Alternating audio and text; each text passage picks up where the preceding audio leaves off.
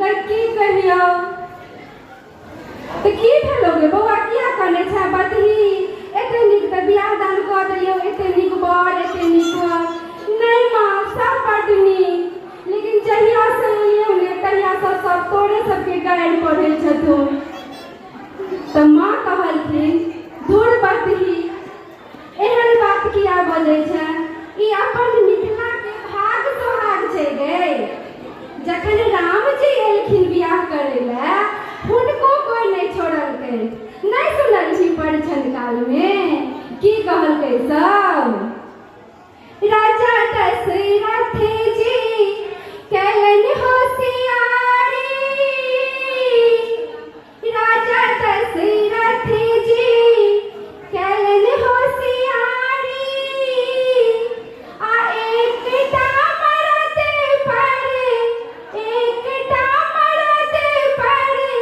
तीन गो नारी बता द बबुआ देत काहे गाड़ी बता द बबुआ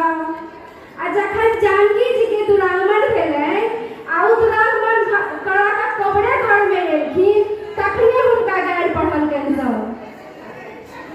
जो सीता हेती एक बापक बेटी जो सीता हेती एक बापक बेटी एके